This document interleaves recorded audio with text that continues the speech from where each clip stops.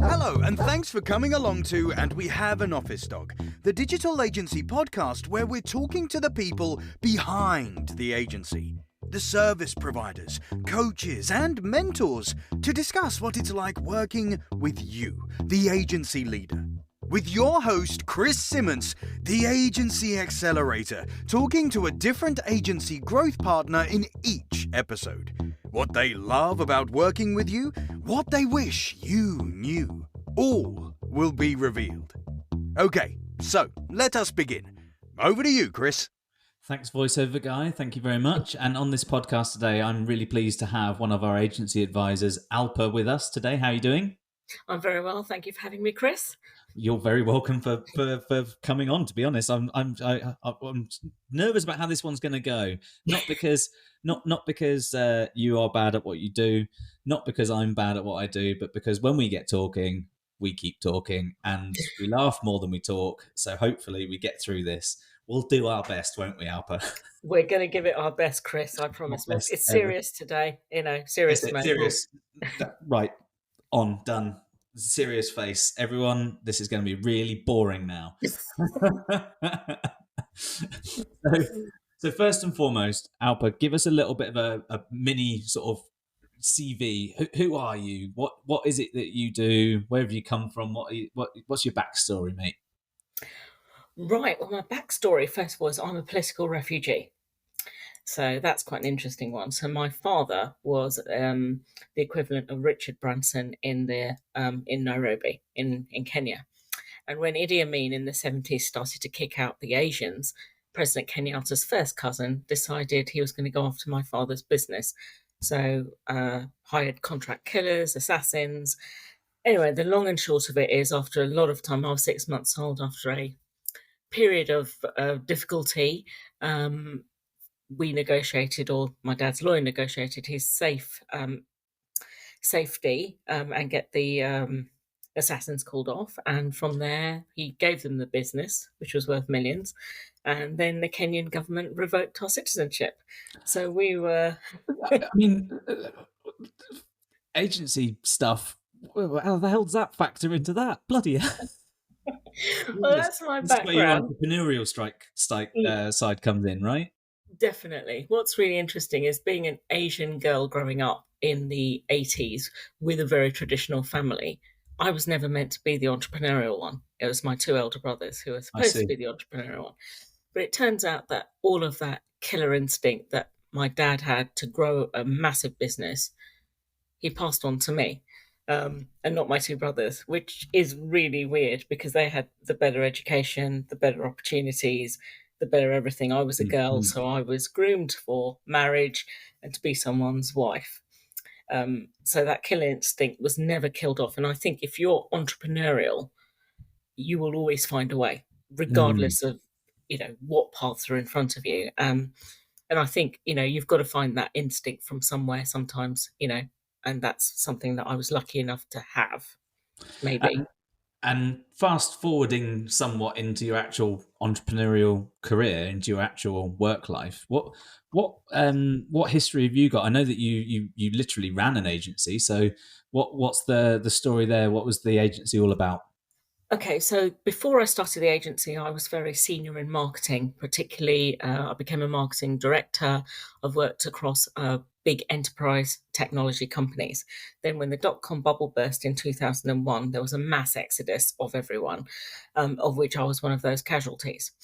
And my husband and I were thinking of starting a family. So I started an agency very much by accident, not for the reasons a lot of people start an agency. For me, it was so I could keep my income and start a family. And, and that was really the main reason. So I knew nothing about business. I knew nothing about how to develop anything, but I knew that if I spoke to people, I'd get some clients. So basically, I got the Yellow Pages, which is a thick book for those who are too young to know what that is. It's a very thick telephone directory. And I opened it up, got the phone, which wasn't a mobile phone. It was a normal sort of, connected to the wall phone. And I started at A in software and I rang down. I got 5 clients out of that quite by accident, and the agency was born. Brilliant. Um, and what nowadays as an advisor to agencies, what's your kind of key specialisms? Where do you fit best? I fit best with business development and generating leads and conversions. Hmm. 'Cause a lot of agencies are brilliant at getting in the leads, whether they're using HubSpot or any type of inbound lead generation Mm. platform, or just generally really great at attracting those people through great marketing. But where they don't often join the dots is you've got the lead, but you now need to convert that lead. Yeah. It's you've got somebody to the door, you need to get them to come in and have a cup of tea with you. And Yeah. that's the bit where I think agencies often don't get that right. Mm. And that's an area where you've done all this work, you've spent all this money to get that lead through the door, but the conversion is just not good enough. Why isn't it good enough? So that's kind of where I come in and ask those difficult questions and put things in place, because agency owners naturally aren't always salespeople, and you have to have a little bit of a Yeah. sales edge here, particularly in the closing. I think that's the thing I mean, Mm. closing the deal, asking for the money, asking for the contract. Yeah, and you're not wrong. I agree. I've seen it. I've felt it. I've done it. And lots of agency leaders, they'll start an agency because they're very good at running the deliverables, and they know what they're doing there, and they learn to run the business as they grow. Growth with a strategy helps you accelerate that growth, but you can only really accelerate the growth of an agency by having a decent and quick sales closing approach. But that sales close also needs to not be too salesy, so that then not just the conversion being high, but you also keep the client. They don't feel like they've been sold to in a sense. Definitely. No, I agree. I think the key thing I did when I ran my marketing agency, and as we grew, and I was predominantly the sales head. So I Mm-hmm. brought in the clients. I was referred to as one night stand Alpa, which I will explain what that means. It means I Poor would see husband. a client, I'd see a prospect, and it was 3 touches. That was the objective. One would be a cold call or some kind of a lead gen exercise. Number 2 would be to get in front of the client. Number 3 is to, and at that point, close. Mm, And number 4 was to then do the kickoff and hand them over to somebody who was better at marketing than me.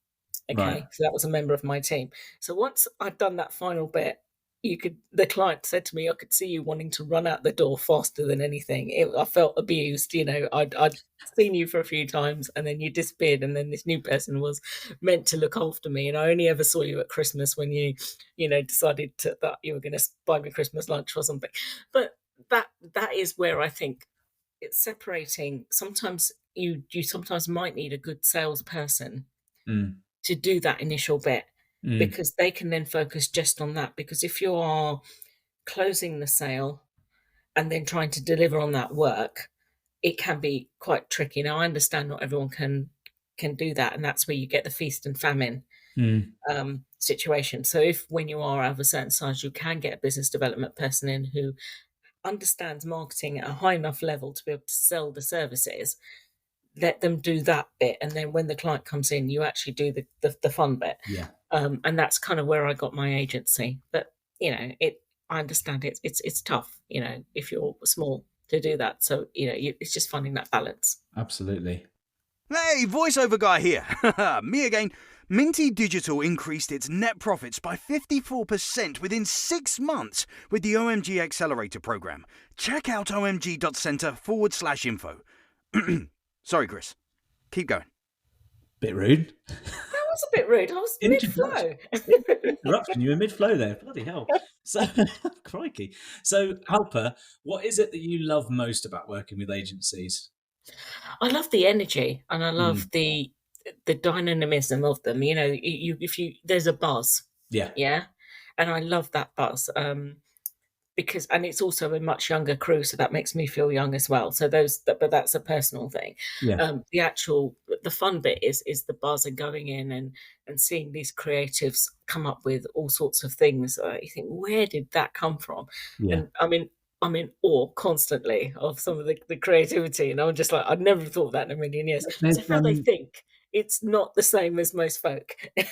No, do you know it like in all industries, anyone who's like starting out, they want to do it slightly differently to what they've seen, and usually they start out because they feel they can do it better or whatever else. But like the agency industry, the marketing agency industry, or the digital agency industry, like there has to be this kind of innovative dynamism, like you say, in order for you to sort of stand out. If you if you're constantly looking for a new way of doing something or a better way of doing something, then you you make a lot of mistakes, but you create a lot of cool stuff. And like, you know, just thinking from a perspective of marketing an agency, the amount of different ways I've seen people doing these things, and there's everything ranging from screaming and shouting about how about yourself and your successes through to literally showing those successes and bits in between. But some of these guys, they've got there's a real, well, Branson-esque style. Like, you know, do you remember the thing where he drove a tank over a load of Coca-Colas to launch his Coca-Cola brand?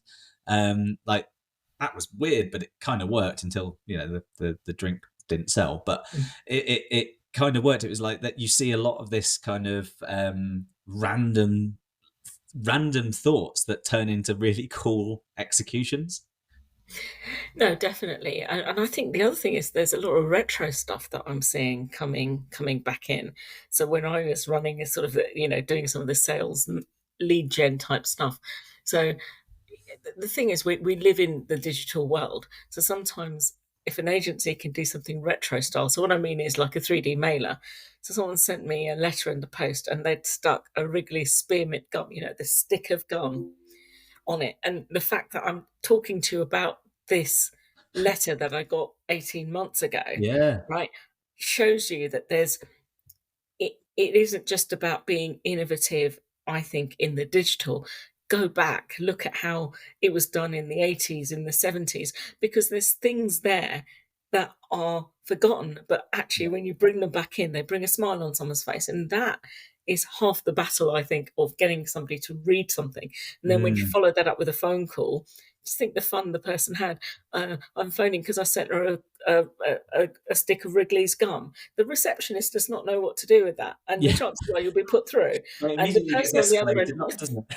yeah, and they take the call and they have it, and it then ceases to be a sales call because you're actually joking. I can't believe you sent me that. I haven't seen one of those in years, or whatever the words might be. And that's where I love the innovation. It's not always about being expensive. It's about maybe sometimes going back to forgotten techniques as well. Yeah, that's not wrong. I saw one a long time ago with like they stuck the wrappers to different chocolate bars on something, so it like kind of pun level spelt a sentence out for someone. That's quite good. But I know what you mean. It's like that you don't have to do the cold email or the cold call. I've just thought of a really good idea off the back of that I'm going to save in the bank. So if anyone gets anything random in the post from me, the idea came from here. What do you think is, in your experience, like something that that distinguishes the best from the rest in the agency space? That's a really interesting question. So I was one of my contracts, and I had the privilege of working in this very large London agency. So it was one of my early contracts when I started my own agency, and I was trying to figure out where I fitted in. So I just took the work because it was paying, and it was in a digital agency that specialised in fintech. And one of the things that I loved about it was the owner. I won't mention her name. She's very well known in the marketing industry, but I learned a lot from her. And there were teams of people. There was over 150 people working in this London agency. But she was, one of the things she did as the owner, she knew everyone's name. And as she walked in, she stopped and spoke to as many people as she could between where she was going into her desk. So she was always accessible. That was really good. And the other thing I think what makes it successful, or where I've worked, is that no idea was poo-pooed. Everything was really, so if someone from the reception team said, I've got an idea Yeah. on how we can promote this, it wasn't like, well, you just answer the phone. I mean, I am talking years ago now. We don't have reception, so giving you an idea of my age. But back then, it was like, well, anyone had an idea, and it was given enough airtime Yep. to actually put it into the thing. Because sometimes it's the odd ideas that you have when you're on the tube that someone who's not in that department, and they often think, well, I won't mention it because, so I would encourage any agency, use everybody, even your juniors, even the ones that, the interns, because often they have different ways of looking at something, which helps you see the wood from the tree. So I think it's not being scared to try new ideas. That's what this lady showed me. Her door was always open. There are 150 people working there. But you could knock on her door and say, I've got this idea on how I think we could do this. And she'd say, yeah, go for it. Go and explore it. Come back if you try it out, see what the results are. And I think that allows your talent to develop. Yeah. And I think that's the key thing. I don't think marketing can be one set way. I think the successful agencies are the ones which embrace everything, and nothing is impossible kind of thing. And that kind of, you have to foster that from an early stage with from the values and the purpose that the agency has, through to like this building over time of what you'd end up calling a culture, and it's no way is it easy. It's a tough thing to do, because culture you can't instill, it builds over time. But a culture of curiosity, a culture where perspectives are heard and understood are massively key. If you've got a business where everyone understands that no idea is a bad idea, unless you're doing it out of non-serious means, but if you've got a bunch of people who are not in a department, they will have another perspective. If you've got someone who works on at the reception desk of your own office, they will have perspectives because they listen to clients that call. They have understanding that you do not, whether it be from the client's perspective or whether it be from their own perspective of dealing with clients and providers and service providers and all that sort of stuff. And any kind of idea that someone can come up with, they should always feel like, it's an opportunity to be heard. And if people are heard and they feel looked after, they don't often leave. Exactly. In my agency, we used to break bread. I know a lot of agencies still do this, and I love it. So, maybe the last Friday of the month would be pizza and beer day. If you think about the cost of that to an agency, it's nominal. But what it does is it creates that we care about you. And I used to use the pizza and beer days, and everyone used to look forward to it. And there'd be a joke like, this week you need to be good because we're going to, pick out on pizza and beer. And there was that general, everyone looked forward to it. But what was really good was that it was at that point, and we wasn't really structured, but we used to ask around the room, who's seen some clever marketing? What could we have done better? Yeah. We never ever asked what went wrong. That's another thing. What can we do better? Yeah. And that really changes the positive thinking and the narrative, I think. Mistakes are going to happen. And yes, you do need to learn from them. But I'd rather learn from a mistake and do something and learn than never try it at all. Yeah. So that's the way our ethos was. No idea is a bad idea, exactly as you said, and let's give it a go. What's the worst that can happen? I mean, obviously, there are things that can go wrong, but I'm not talking... Maybe balance risk. Yeah, it's a balance risk. Yeah. I mean, you're not going to suddenly go out of business because, unless you've made a racist slur or something which is really bad, but we wouldn't allow that out the door anyway, or anything that was... But, you've got to try things. Yeah. And that's where the pizza and beer day used to really help. People would just open up and it was really relaxed. So people could say what they really wanted. Fair. So it's been a few years since you ran that agency, so that means you've saved loads of money on pizza and beer. You haven't spent any money on that for a long while. You've used that money to invest in a magic wand production company, and they've produced their prototype. It's only got one shot though, so you can only use that magic wand once. what one thing would you use that magic wand to change about agencies? Oh, now that's an interesting question. My magic wand would be to improve on their conversions. Mm-hmm. I think And that's it. so solve the agency's conversion problem. Okay, I'd offer trials. I was a firm believer in trials. Mm-hmm. When you meet a new client, they're not sure of you. They might have liked what you've seen. They might even like you, but there's always that fear because marketing seems to be this dark arts, yeah? And what if I spend this money and I don't get any results? That's what the client is thinking, right? 9 times out of 10. So I always say, make the sale easy, make it easy for them to buy. So one of the things I used to offer is a trial, and I still use it. It works because it yields conversion. So I will say to the client, let's work for 3 months together. That's it. If at the end of the 3 months it's not working for either of us, we just walk, we part as friends, and there's no hard feelings. It gives everyone within the team and the client a chance to understand each other, because more often than not, getting information out of the client is where the bottleneck can be. You need certain bits from their team and it's not forthcoming. So that 3 months gives you an idea of how insane or sane that client is going to be to work with.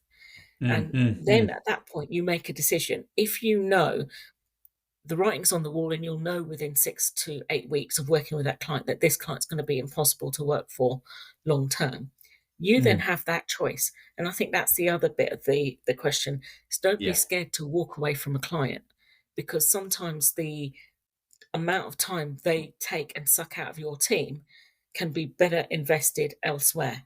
And that's a very scary thing to say, but it's something when I ran my agency, we did. We had no qualms about stopping working with a client if we felt it wasn't going anywhere, because ultimately it was going to end in a bad divorce 6 months down the road.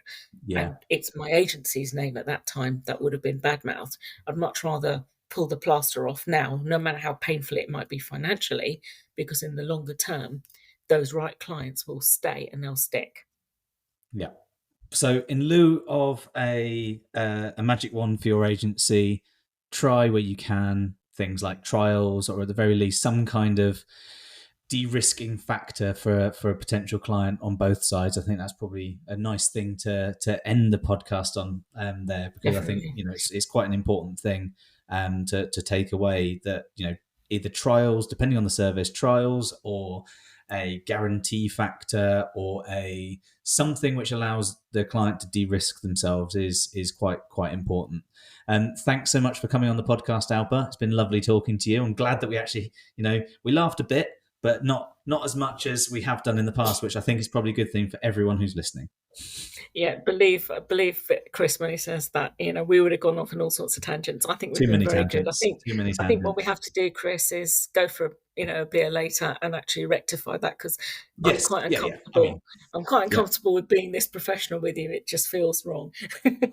We'll rectify that. Thank you very much. And in our next episode, we'll have another agency advisor or partner to talk about what they think about you.